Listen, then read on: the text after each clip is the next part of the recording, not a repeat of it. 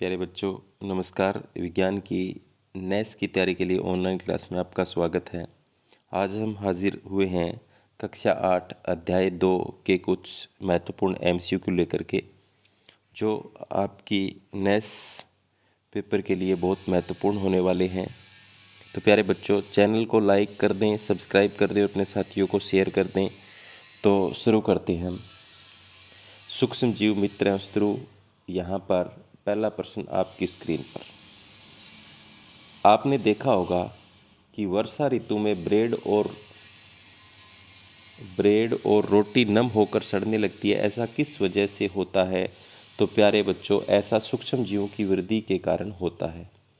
उन पर सूक्ष्म जीवों की वृद्धि हो जाती है।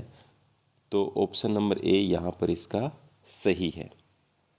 आगे, ऐसे जीवन जिन्हें हम खुली आंखों से ऐसे जीवन नहीं, यहाँ पर जीव होगा, एन नहीं है।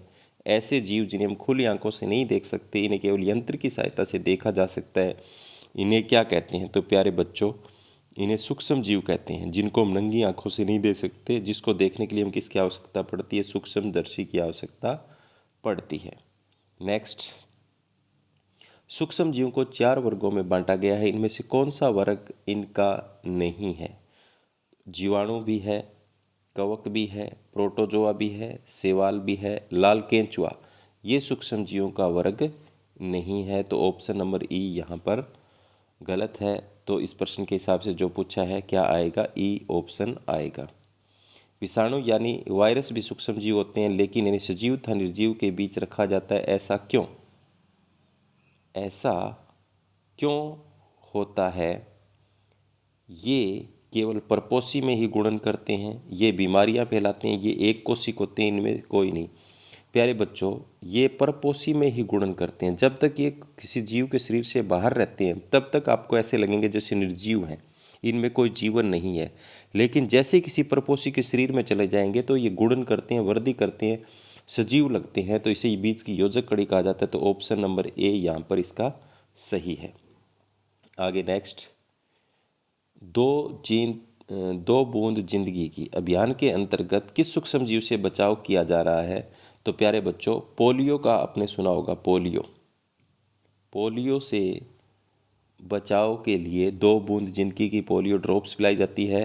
पोलियो जो होता है एक वायरस जनित रोग है, तो विषाणु से बचाव के लिए ऑप्शन नंबर ए यहाँ पर इसका सही है। माँ ने भटूरे बनाने के लिए आटा बनाया और उसमें एक पाउडर जैसा कुछ मिलाया, उसे गूंथ लिया। 2 घंटे बाद आपने देखा कि यह तो अपने साइज से 2 गुना होकर फूल गया। आप सोचिए माँ ने क्या मिलाया? प्यारे बच्चों, माँ ने उसमें ईस्ट पाउडर मिलाया। ईस्ट पाउडर क्या करता है? वृद्धि करता है, गुणन करता है और श्वसन करता है। सांस लेता है तो CO2 गैस छोड़ेगा, और CO2 गैस निकलने से हमारा आटा है वो फूल जाएगा। तो ऑप्शन नंबर बी यहाँ पर इसका सही है। ईस्ट को खाने में सबसे मज़ेदार मीठा लगती है। एक बीकर में पानी लेकर इसमें थोड़ी चीनी घोलिए और इसमें थोड़ा सा ईस्ट पाउडर मिलाकर छोड़ दीजिए। अब इसे ढककर गर्म स्थान पर रख दीजिए। अब 4-5 घंटे बाद इसे सूंघिए। यह गंध अल्कोहल की है। यह प्रक्रिया क्या कहलाती है? तो प्यारे बच्चों, इसमें क्या हो जाती है? किण्वन क्रिया हो जाती है। क्या हो जाती है? किण्वन क्रिया हो जाती है। और इस किण्वन क्रिया की खोज भी मैं आपको बता देता हूँ प्यारे बच्चों, किसने की थी? लुईस पास्चर ने की थी। लुईस पास्चर नामक वैज्ञानिक था। लुईस पास्चर ने इस किण्वन क्रिया की खोज की थी। किण्वन की खोज किसने की थी? आगे आगे प्रश्न आपकी स्क्रीन पे। ये वही थी जिन्होंने पता लगाया कि भोजन खराब सूक्ष्म जीवों के कारण होता है। इनका नाम आपको दूध के पैकेट पर भी नज़र आता है। तो अभी मैंने आपको बताया था किण्वन क्रिया की खोज किसने की थी। ऑप्शन नंबर बी आएगा, लुईस पास्चर ने की थी। बीमारियों से बचाव के लिए हमारे शरीर का कौन सा तंत्र काम करता है? तो हमारे शरीर का रोग प्रतिरोधक तंत्र काम करता है बीमारियों से रक्षा के लिए। आगे है, पापा के दोस्त के घर दिवाली की पार्टी थी। वहाँ सब ने अनेक प्रकार के व्यंजन खाए, लेकिन आकर उस सबको उल्टी वमन होने लगी। डॉक्टर के पास ले जाया गया। डॉक्टर ने बताया कि ऐसा इसलिए हुआ क्योंकि भोजन संदूषित था। हमारे भोजन में उत्पन्न होने वाले सूक्ष्म जीव कभी कभी विषैले पदार्थ उत्पन्न कर देते हैं, जिससे हम बीमार हो जाते हैं और कभी कभी मृत्यु भी हो जाती है। तो प्यारे बच्चों, इसे कहते हैं फूड पॉइजनिंग या खाद्य विषाक्तन। कई बार क्या होता है, हमारे भोजन में सूक्ष्म जीव की वृद्धि के कारण से हमारा भोजन संदूषित हो जाता है, खराब हो जाता है, खाने योग्य नहीं रहता, जिसमें सूक्ष्म जीव विषैले पदार्थ बना देते हैं। उसको खाने से आदमी की मृत्यु हो जाती है। उसे हिंदी में कहते हैं खाद्य विषाक्तन और इंग्लिश में कहते हैं फूड पॉइजन। तो ऑप्शन नंबर ए यहाँ पर इसका सही है। सूक्ष्म जीव भोजन को खराब कर देते हैं। पहली ने कुछ आम खरीदे पर कई दिनों तक उन्हें खा नहीं पाई। कुछ दिनों बाद उसने देखा कि वे सड़ने लगे और उनमें से दुर्गंध आने लगी। पर फिर उसने सोचा कि दादी जो आम का अचार बनाती है वह तो कितने महीनों तक चलता है, यानी दादी नमक तेल की सहायता से उसका जीवन बढ़ा देती है। इस प्रक्रिया को क्या कहते हैं? तो प्यारे बच्चों, इसे कहते हैं खाद्य परिरक्षण। क्या कहते हैं? खाद्य परिरक्षण। अचार के अंदर हम तेल सिरका डालकर सूक्ष्म जीवों की वृद्धि को रोक देते हैं, जिससे वो हमारा जो भोजन है, जैसे अचार है, वो लंबे समय तक खराब नहीं होता, उसमें सूक्ष्म जीवों की वृद्धि रुक जाती है। तो उसे कहते हैं खाद्य परिरक्षण। और जो तेल वगैरह सिरका वगैरह जो हम डालते हैं वो परिरक्षक का काम करते हैं। नमक और तेल किसका काम करता है यहाँ पर? परिरक्षक। उसको परिरक्षक का काम करते हैं। आगे, थैलियों में आने वाला दूध खराब क्यों नहीं होता? तो प्यारे बच्चों, वो दूध जो होता है वो पाश्चरीकृत दूध होता है। उसको कौन सा दूध कहते हैं? पाश्चरीकृत दूध कहते हैं। छोटे बच्चों नवजात शिशुओं का टीकाकरण किया जाता है, क्योंकि उनका प्रतिरक्षी तंत्र मजबूत नहीं होता और वे जल्दी बीमार हो जाते हैं। इनमें से कौन सा टीका जन्म के समय नहीं लगता? तो प्यारे बच्चों, BCG, hepatitis B, OPV polio vaccine और HIV। तो इसमें जो पीलिया जो हेपेटाइटिस बी का जो टीका है वो जन्म के समय नहीं लगता, बाकी ये तीनों टीके जन्म के समय लगते हैं। तो ऑप्शन नंबर बी इसका सही है। तो आगे हम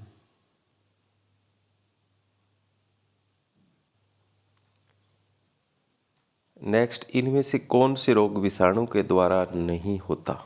जुकाम, खसरा, फ्लू, टाइफाइड। तो प्यारे बच्चों, जुकाम जो होता है वो भी वायरस जनित रोग है, खसरा भी वायरस जनित है, फ्लू भी वायरस जनित है। टाइफाइड जो होता है वो वायरस जनित नहीं है। तो ऑप्शन नंबर डी यहाँ पर सही है।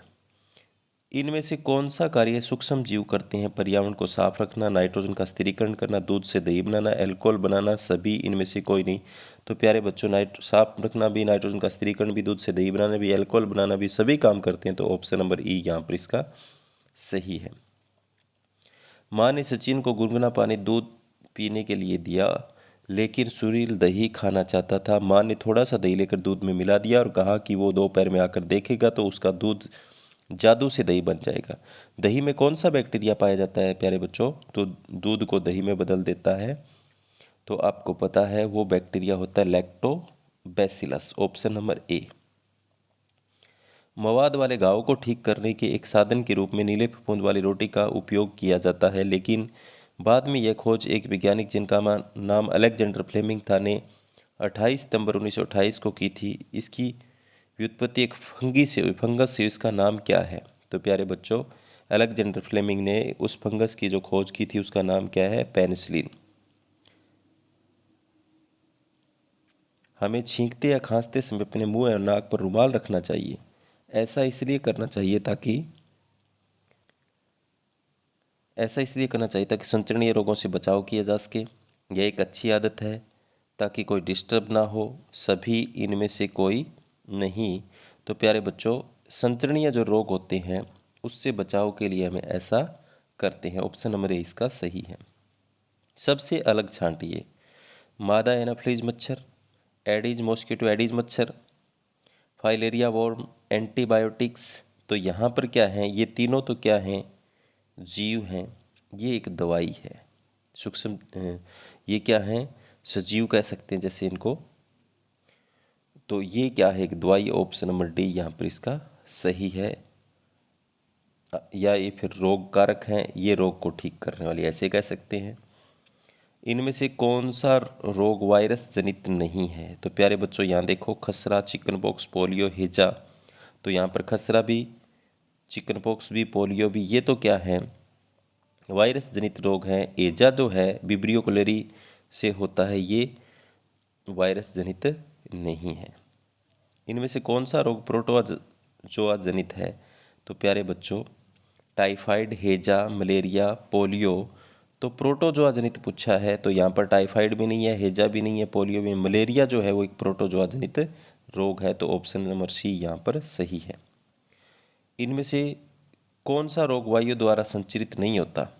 तो प्यारे बच्चों, अक्षय रोग, खसरा, चिकनपॉक्स, मलेरिया, तो यहाँ पर मलेरिया जो रोग है वो वायु से नहीं फैलता। बाकी ये जो तीनों जो बच के ये फैलते हैं। पादपों में नींबू कैंकर रोग कौन से सूक्ष्म जीव वर्ग के कारण होता है? तो प्यारे बच्चों, नींबू में जो कैंकर रोग जो होता है वो वायरस जनित रोग है, तो ऑप्शन नंबर एक इसका सही है। फलीदार पौधों की जड़ों की ग्रंथियों में रहने वाले बैक्टीरिया राइजोबियम किसानों का मित्र माना जाता है, यह किस में सहायक है? तो प्यारे बच्चों, ये नाइट्रोजन का स्थिरीकरण में सहायक है, तो ऑप्शन नंबर बी यहाँ पर इसका सही है। पोलियो और चिकनपॉक्स का कारक क्या है? तो पोलियो और चिकनपॉक्स दोनों ही विषाणु जनित रोग हैं, तो ऑप्शन नंबर बी इसका सही है।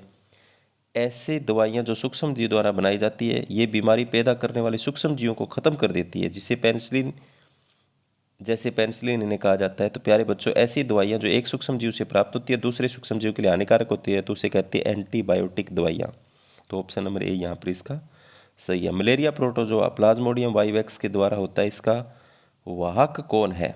तो प्यारे बच्चों, जो इस प्लाज्मोडियम वाइवेक्स को रोगी व्यक्ति से स्वस्थ व्यक्ति में कौन ले जाकर छोड़ता है? मादा एनाफ्लीज मच्छर जो छोड़ता है, तो इसका वाहक जो है, इसको ढोने का काम कौन करता है? मादा एनाफ्लीज मच्छर, तो ऑप्शन नंबर सी यहाँ पर इसका सही है। तो प्यारे बच्चों, ये थे सूक्ष्म जीव मित्र एवं शत्रु अध्याय के कुछ MCQ। उम्मीद करता हूँ कि ये आपके नेक्स्ट एग्जाम में भी बहुत महत्वपूर्ण रहेंगे। धन्यवाद।